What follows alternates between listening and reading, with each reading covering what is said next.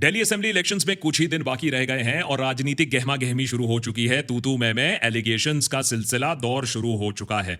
आम आदमी पार्टी और अरविंद केजरीवाल ने बीजेपी सरकार पर एक मेजर एलिगेशन लगाया, हवा दी है एक और कंस्पिरेसी थ्योरी को कि जानबूझकर बीजेपी ने अपनी मशीनरी का इस्तेमाल करके वोटर्स का नाम हटाया है दिल्ली इलेक्टोरल रोल्स में।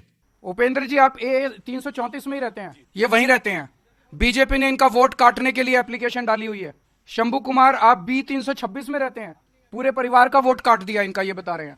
और इनके सबके 11,000 जीवित लोगों के, मौजूदा लोगों के वोट काटने के लिए भारतीय जनता पार्टी ने इलेक्शन कमीशन में अप्लाई कर दिया, बिना लोगों को बताए, बिना वेबसाइट पे डाले। और सिर्फ आम आदमी पार्टी ही नहीं, दूसरे ऑपोजिशन पार्टीज ने भी ये एलिगेशंस इलेक्शन कमीशन और बीजेपी लेड एनडीए अलायंस के ऊपर लगाया है।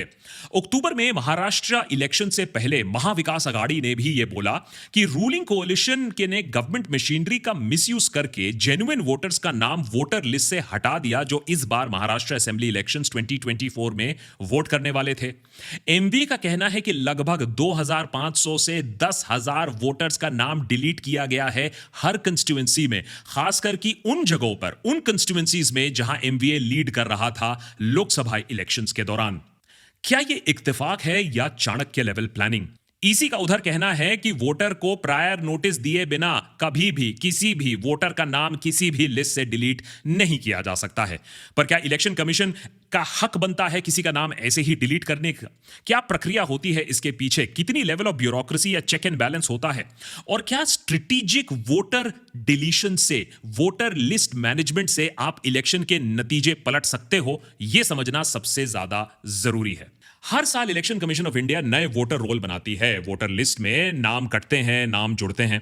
अब इस छटाई के कई कारण हो सकते हैं, जैसे कि वोटर ने अपना एड्रेस बदल दिया, या फिर नए वोटर्स का एडिशन हुआ, 18 साल की उम्र आयु हो गई, या फिर किसी की मृत्यु हो गई। अब इसका भी एक प्रोसेस है जो ईसी के मैनुअल में साफ साफ लिखा है रिगार्डिंग वोटर रोल्स। एक इलेक्टोरल रजिस्ट्रेशन ऑफिसर के लिए जरूरी है कि वो खुद पर्सनली जाकर हटाए गए नामों की जांच करे अगर उनकी संख्या 2 से ज्यादा है। अगर किसी वोटर की मृत्यु होती है तो booth level officer BLO ground verification करता है या उसका डेथ सर्टिफिकेट वहां फिर कलेक्ट करता है। अगर वोटर शिफ्ट करता है तो इलेक्टोरल रजिस्ट्रेशन ऑफिसर को वोटर के एड्रेस पर नोटिस भेजना पड़ता है, जिसमें 15 दिन का टाइम दिया जाता है रिस्पॉन्स करने के लिए। अगर पोस्टल डिपार्टमेंट नोटिस वापस भेज देता है या वोटर टाइम पर रिस्पॉन्स नहीं देता है तो ईआरओ को बीएलओ को फील्ड वेरिफिकेशन के लिए भेजना होता है, तभी ईआरओ वोटर को डिलीट कर सकता है। अगर डुप्लीकेट एंट्री होती है तब भी बीएलओ को फील्ड वेरिफिकेशन के लिए भेजना पड़ता है। इतनी लंबी चौड़ी कहानी बताने के पीछे एक ही कारण है। ये आप समझें कि वोटर लिस्ट एडिशन डिलीशन कोई मजाक की बात नहीं है, इसके पीछे पूरा प्रोसेस है, क्योंकि हमारी डेमोक्रेसी की नींव ही इस वोटर लिस्ट पर रहती है। तो फिर बार बार ये एलिगेशन सामने क्यों आता है कि बीजेपी यही वोटर लिस्ट को अपने फायदे के लिए मैनिपुलेट कर रही है, इस्तेमाल कर रही है? इसको समझने के लिए न्यूज लॉन्ड्री की जर्नलिस्ट सुमेधा मित्तल ने 3 ऐसी लोकसभा कंस्टिट्यूएंसीज को सिलेक्ट किया जहां विक्ट्री मार्जिन्स अलग अलग थी।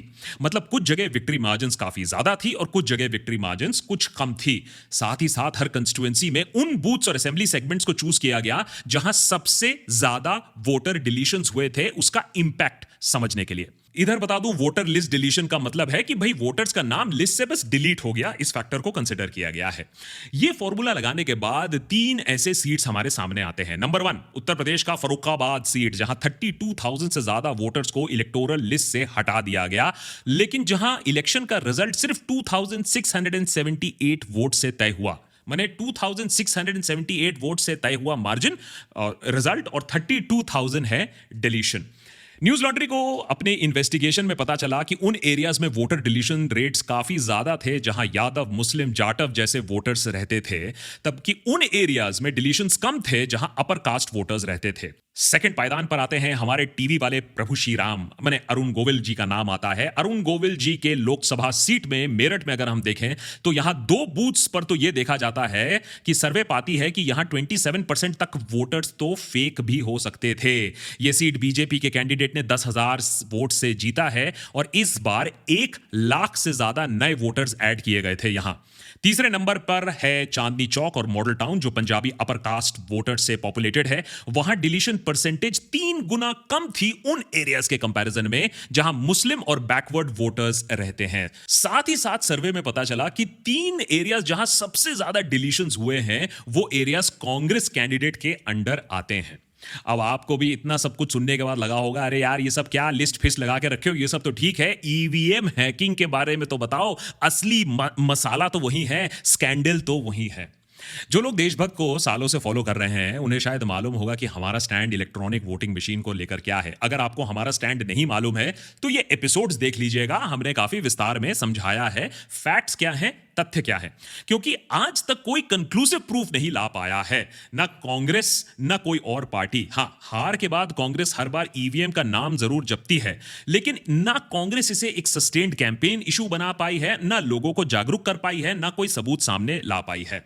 इस बार तो हरियाणा और महाराष्ट्र में इलेक्टोरल मार के बाद कांग्रेस के एलाइज खुद कहने लगे कि भाई ईवीएम का रोना धोना छोड़ो, कुछ काम वाम भी कर लो। और वो मैं बताता हूं अभी आपको कि क्या काम करने की जरूरत है, दरकार है कांग्रेस पार्टी को। यह बात अलग है कि वीवीपैट मैचिंग क्यों नहीं करने देती है सरकार या इलेक्शन कमीशन या सुप्रीम कोर्ट इसको इन्फोर्स क्यों नहीं करती है, वो अलग बात है। तो ट्रांसपेरेंसी ऑफ द ईवीएम पर सवाल अभी जरूर खड़ा है, लेकिन आज तक ईवीएम को लेकर कोई हमें सबूत नहीं दे पाया है। लेकिन ईवीएम यूनिट को हाथ लगाए बिना भी इलेक्शन हैक किया जा सकता है, इन्फ्लुएंस किया जा सकता है। इसका सबूत हमारे पास भर भर के है और आज भी मैं आपको फिर से सुनाने वाला हूं। सबसे पहले तो मदर यूनिट जो है माने इलेक्शन कमीशन, उसे ही हैक कर लो।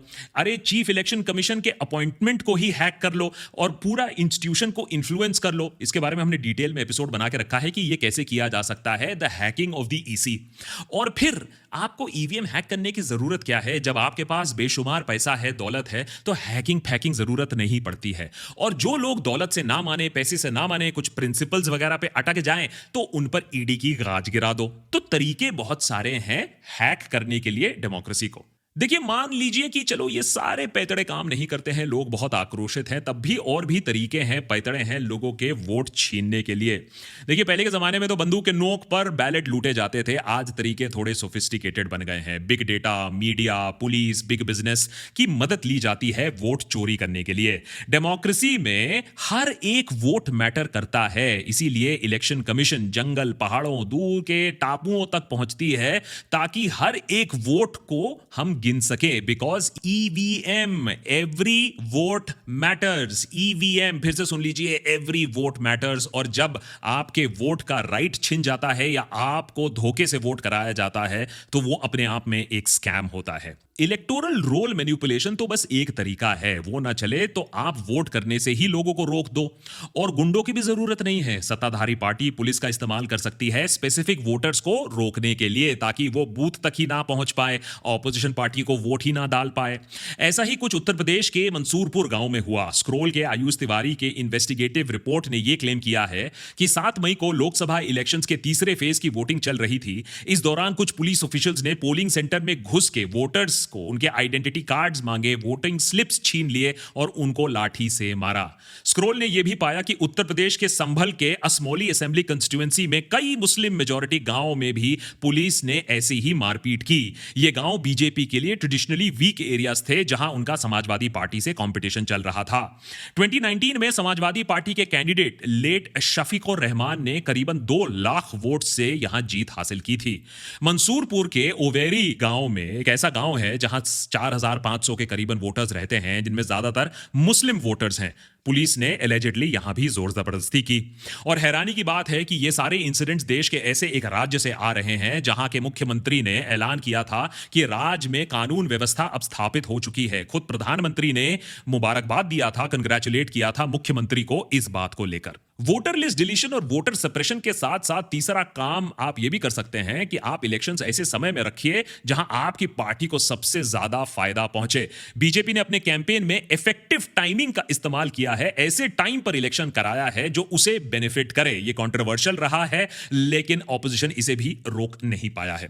एक और पॉपुलर तरीका है जेरी मियांडरिंग, जो कि एक पॉलिटिकल प्रक्रिया है जिसमें इलेक्टोरल डिस्ट्रिक्ट बाउंड्रीज को जिस तरीके से बदला जाता है ताकि एक पार्टी, एक ग्रुप या सोशियो इकोनॉमिक क्लास को फायदा मिल सके, एडवांटेज मिल सके, या फिर जो आपका विपक्ष है या कोई और कम्युनिटी है उसे तोड़ा जा सके, अलग अलग एरियाज में।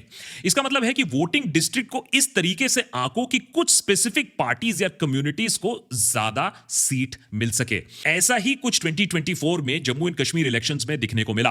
2024 का assembly election Jammu and Kashmir के लिए पहला इलेक्शन था जब से पुराने स्टेट को तोड़कर यूनियन टेरिटरी बना दिया गया था। 2022 में डीलिमिटेशन हुई थी जिसमें असेंबली कॉन्स्टिट्यूएंसीज की बाउंड्रीज को दोबारा बनाया गया। क्योंकि यह बीजेपी सरकार के अंडर हुआ तो सवाल उठा कि क्या बीजेपी ने इलेक्टोरल फायदा उठाया है इसका, क्योंकि जम्मू एंड कश्मीर में असेंबली कॉन्स्टिट्यूएंसीज की संख्या 83 से बढ़कर 90 तक हो गई, लद्दाख को छोड़कर। इनमें से 7 की कॉन्स्टिट्यूएंसीज में हिंदू मेजॉरिटी जम्मू रीजन में बढ़ाए जाते हैं, एक सिर्फ कश्मीर रीजन में जो कि मुस्लिम मेजॉरिटी पॉपुलेशन है वहां बढ़ाया जाता है। तो इससे जो बैलेंस ऑफ पावर है जम्मू और कश्मीर के बीच में वो शिफ्ट होता है, और इलेक्शन अगर थोड़ा सा और नजदीक होता, अगर क्लोज होता, तो इलेक्शन का नतीजा भी पलट सकता था। बीजेपी को छोड़कर शायद ही कोई पार्टी है जिसे पॉलिटिक्स में बिग डेटा का असली महत्व समझ में आया है। लेकिन 2019 में वाईएस जगन मोहन रेड्डी सरकार ने एक village and ward volunteer system introduce किया। मकसद था सरकारी स्कीम्स को लोगों के घर तक डिलीवर करना, माने door step delivery of government services. In volunteers को हर महीने 5,000 रुपए की एक ऑनरेरियम दी गई। कुछ साल बाद यही 2,50,000 वॉलंटियर्स वाईएसआरसीपी के कार्यकर्ता, लिटरली कार्यकर्ता बन गए। क्योंकि ये वॉलंटियर्स ग्रास रूट लेवल पर काम कर रहे थे तो उनके पास हर वोटर का माइक्रो लेवल प्रोफाइल था। आप सोचिए 4-4.5 साल तक आपने किसी के साथ काम किया है तो उनका सब कुछ, उनका सारा इंफॉर्मेशन अब पार्टी के पास अपने आप आ गया। Socio economic status, caste, religion, political inclination. अगला इलेक्शन आते आते यही वॉलंटियर्स ब्रांड एम्बेसडर भी बन गए और पार्टी के लिए कैंपेन सॉर्ट ऑफ करने लगे। उधर सरकार के पास पूरा डेटा, किसको वेलफेयर देना है, किसको नहीं देना है, किसको ब्लैकमेल करना है, किसको नहीं करना है, सब कुछ सरकार को मालूम है। ये बिग डेटा इलीगल तो नहीं है लेकिन अनएथिकल काफी हद तक है, और इलीगल इस बात का क्योंकि लोगों से ये डेटा लिया जाता है उनको बिना बताए हुए कि डेटा का इस्तेमाल क्यों किया जाएगा, कैसे किया जाएगा, शायद उनके खिलाफ किया जाएगा। मैं इस एपिसोड में बाय द वे गोदी मीडिया और मेनस्ट्रीम मीडिया की बात ही नहीं करूंगा, या सोशल मीडिया की बात ही नहीं करूंगा, आईटी सेल की बात ही नहीं करूंगा, क्योंकि वो अपने आप में एक ब्रह्मांड है कि लोगों को कैसे इन्फ्लुएंस किया जाता है, उनके माइंड को हैक किया जाता है, और हम यहां पड़े हैं ईवीएम हैकिंग के पीछे।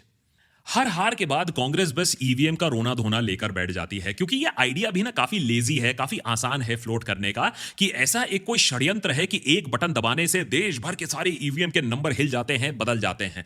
तो लोगों को भी यह बात बनाना काफी आसान है। जो सत्य है वो थोड़ा सा और कॉम्प्लिकेटेड है। ईवीएम हैकिंग तो हो रहा है, एवरी वोट मैटर्स का फंडा तो तोड़ा मरोड़ा जा रहा है, लेकिन थोड़ा और कॉम्प्लिकेटेड तरीके से, जैसा कि हमने आज आपको समझाया, और उसे रोका भी जा सकता है लेकिन वो भी कॉम्प्लिकेटेड है, वहां भी मेहनत लगेगी।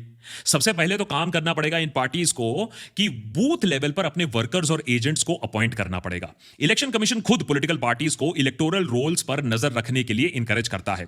पार्टीज को बूथ लेवल एजेंट्स डिप्लॉय करने होंगे जो वोटर्स का एडिशन या डिलीशन के लिए फॉर्म्स सबमिट कर सकते हैं। तो भाई जो भी पार्टी सोचती है कि भैया ये वोटर को इंक्लूड करो, तो वो फॉर्म अपने आप जमा कर सकते हैं, जो काम ऑपोजिशन अभी तक नहीं करती है। और बड़े पॉपुलेशन एरियाज में तो ऐसे एजेंट्स का रोल और भी जरूरी हो जाता है। समाजवादी पार्टी प्रमुख अखिलेश यादव ने रिसेंटली एक बहुत कॉमन सेंसिकल बात कही कि अगर बीजेपी को हराना है तो उन्हें बूथ लेवल पर टक्कर देना होगा। यह बात हमने देशभक्त पे भी पहले काफी बार हम बोल चुके हैं पिछले 6 सालों में, क्योंकि न्यूज लॉन्ड्री द्वारा प्राप्त की गई बूथ लेवल एजेंट्स की डेटा यह बात साफ दिखाती है कि बीजेपी ही शायद ऐसी पार्टी है जो हर कंस्टिट्यूएंसी में बूथ लेवल पर एजेंट्स का हमेशा प्रेजेंस रखती है। चांदनी चौक असेंबली सेगमेंट में 129 बूथ्स में से बीजेपी एजेंट्स 89 में थे, जबकि आम आदमी पार्टी और कांग्रेस का कोई एजेंट नहीं था। मेरठ डिस्ट्रिक्ट में 2758 बूथ्स में से जहां बीजेपी एजेंट्स 1271 पर थे, समाजवादी पार्टी, कांग्रेस और बीएसपी का कोई एजेंट नहीं था। फर्रुखाबाद के अलीगंज असेंबली में ऑपोजिशन पार्टीज ने अच्छी परफॉर्मेंस दिखाई थी, जहां एसपी के एजेंट्स 395 बूथ्स में से सभी पर हैं, बीजेपी के एजेंट्स 360 पर हैं, बीएसपी के 45 पर हैं और कांग्रेस के सिर्फ 35 बूथ्स पर हैं। जब ऐसा डेटा दिखने को मिलता है, जब ऐसा इंफॉर्मेशन आपके सामने आता है, तब आपको समझ में आता है कि वो जो अचानक इलेक्शन के रिजल्ट के दिन जो नतीजे पलट जाते हैं वो एक्चुअली पलट नहीं जा रहे हैं। ग्राउंड सिचुएशन किसी ने देखा नहीं, बूथ लेवल सिचुएशन किसी ने देखा नहीं, तो पार्टी का हारना या इतना बुरा परफॉर्म करना कोई चौंका देने वाली बात रह नहीं जाती है। नेट ये सब कहने के बाद भी फैक्ट तो यही है कि वोटिंग एक राइट है, एक कॉन्स्टिट्यूशनल अधिकार है, एक जिम्मेदारी है डेमोक्रेसी को जिंदा रखने के लिए, फंक्शनल रखने के लिए। तो एवरी वोट मैटर्स, और ये हमारी जिम्मेदारी बनती है कि इलेक्शन के समय उससे पहले वोटर लिस्ट में हम अपना नाम चेक करें, इलेक्शन के दिन जाकर हम वोट दें, सरकार से सवाल पूछें, वोट देते समय जरा इसका इस्तेमाल करें। और ये जो हम मतदान को दान समझकर बैठते हैं वो ना करें कि छुट्टी चले गए, ये दान नहीं है, यही आपके फ्यूचर के लिए एक इन्वेस्टमेंट है। अपना नाम वोटर लिस्ट में तो कम से कम चेक करिएगा। अगर आपने एपिसोड यहां तक देखा है, अगर एपिसोड यहां तक देखा है तो नीचे जरा बस वोटर लिख दीजिएगा, तो मुझे भी तो समझ में आया कि इतना लंबा चौड़ा आपने ज्ञान सुना है या नहीं। और इलेक्शन कमीशन और हर उस इलेक्शन ऑफिशियल से भी 100% हम यही उम्मीद करेंगे कि चाहे जो भी हो जाए वो एक बोगस इलेक्शन प्रोसेस देशवासियों के सामने ना रखे। और जैसा भी और जिसको भी आप सपोर्ट कर रहे हो, हमें फर्क नहीं पड़ता है, लेकिन कम से कम संविधान को सपोर्ट करिए, इलेक्टोरल प्रोसेस को सपोर्ट करिए। कम से कम ये बात तो आप मानोगे कि देश में जो भी आए, if not then else who, इतना तो आप मानोगे कि इलेक्टोरल प्रोसेस एकदम फ्री होना चाहिए, फेयर होना चाहिए, ट्रांसपेरेंट होना चाहिए, और उसमें कम से कम मैनिपुलेशन की गुंजाइश होनी चाहिए, जो शायद आज के डेट में उतना है या नहीं।